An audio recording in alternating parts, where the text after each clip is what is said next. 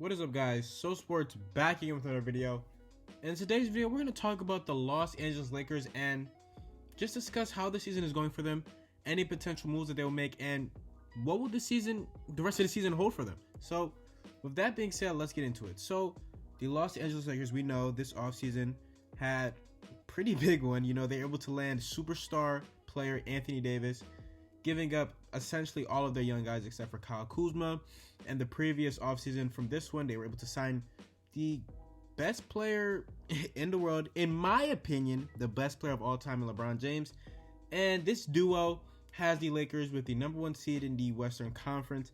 They've been playing well.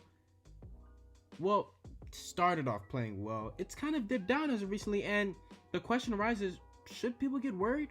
So after starting off 24-3, over their last 21 games, the Lakers are 13-8, and it is worrisome. Now, context is, of course, needed. You've had LeBron James, I believe, miss, I think, a game or two due to the flu. Anthony Davis, of course, he missed some games because he sustained a back injury, I believe. And they've had other injuries, you know, some ticky-tacky ones. And, of course, I don't want to keep bringing it up. I really do kind of hate to bring it up because, you know, it does kind of bring the atmosphere down. But of course, the passing of Kobe Bryant, the unexpected passing of Kobe Bryant, could have an impact on them. So I mean, yeah, but anyways, yeah, but still, I mean, 13-8, the fact that they have gone 13-8 and are still the #1 seed and like comfortably, you know, in the #1 seed says a lot.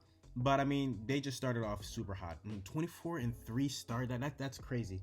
That is incredible. But yeah, they've come back down to earth, and yeah, so like, let's talk about it. Is it worrisome? Let's look at some of these games that they lost. First off, we can go back. I think last night they beat the Kings. You know, good win. LeBron James had a triple-double. It was a good all-around effort from the team, but that's the Kings, really. The Cavs don't really, I mean, excuse me, the Lakers don't really have that good of a record against teams that are above 500 or the best teams in the league. Looking at the Celtics, the Raptors, the Bucks, they kind of struggle with those teams. But looking at their schedule, of course, they lost to the Trailblazers. Damian Lillard went crazy. Hassan Whiteside was great. Then you have the loss against the Sixers. You beat the Nets, which is good. You beat the Knicks. Loss against the Celtics. You beat the Rockets. Loss against the Magic. You beat the Cavaliers. You beat the Thunder. You beat the Mavericks. You beat the Knicks once again. You beat the Pistons. You beat the Pelicans. You beat the Suns. You beat the Mavericks. I mean, you have some good wins here, but all in all, it has been kind of, I mean, to go 13-8, that's worrisome. So the question arises, you know, I'm kind of rambling on, but the question arises, should they make a trade? Should they make a move? So obviously the trade deadline at this point is like 2 days away and some change. We're looking at a couple players who they can go after. Now, of course, early on reports were talking about their eye Bogdan Bogdanovic on the Sacramento Kings, but I feel like that's not going to happen at this point. There's a couple players they can definitely look to add. For one, Derrick Rose. Derrick Rose, his name has been thrown around a lot in trade rumors, trade discussions. This season, he's having a bounce back year. You know, he's played great for the Detroit Pistons, averaging nearly 19 points and 6 assists per game.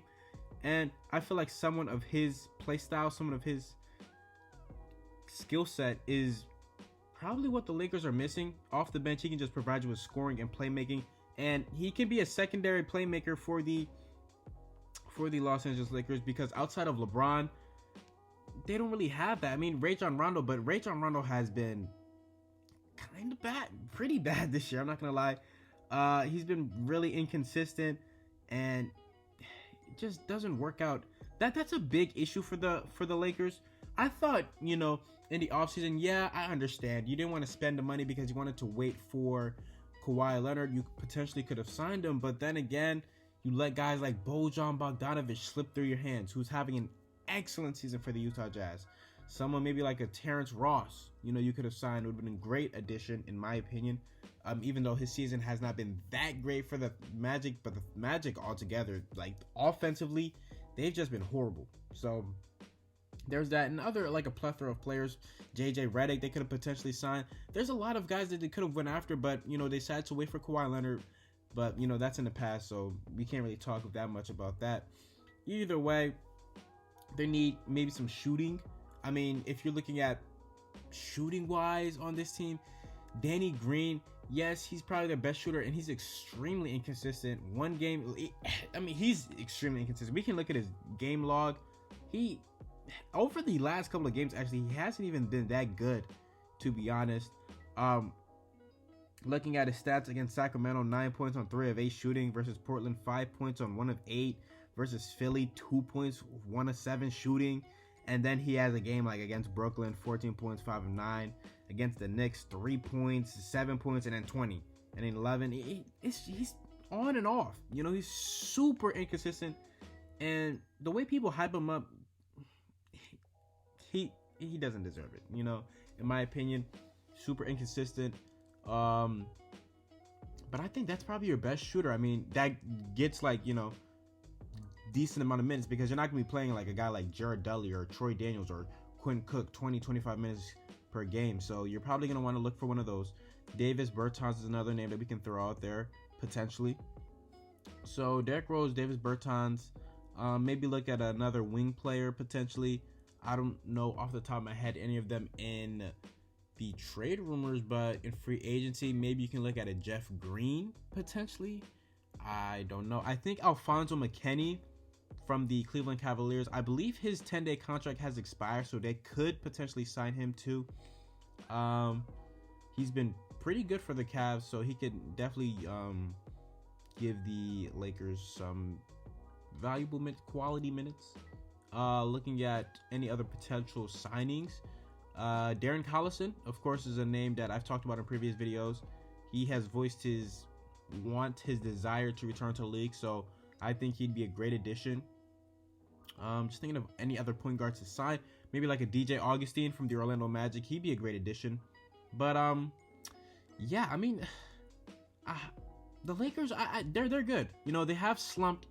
You know, this slump is, I mean, 13-8 is pretty bad, especially for a team of their caliber.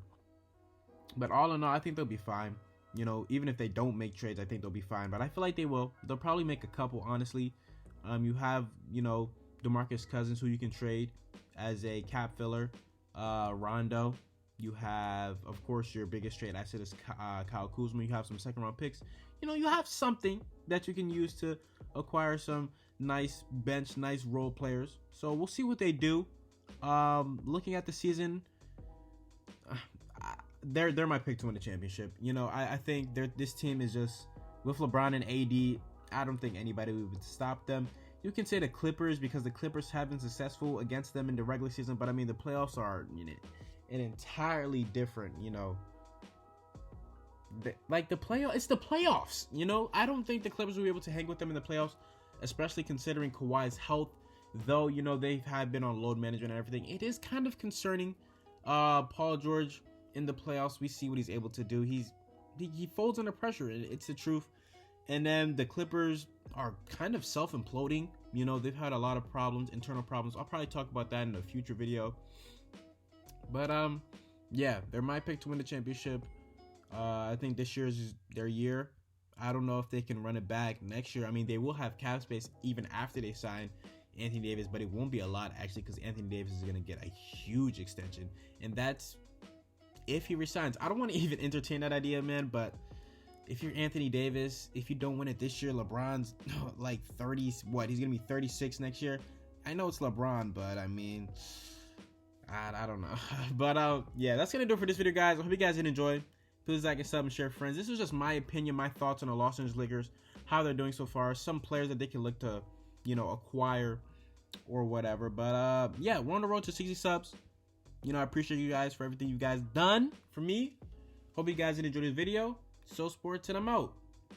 Peace.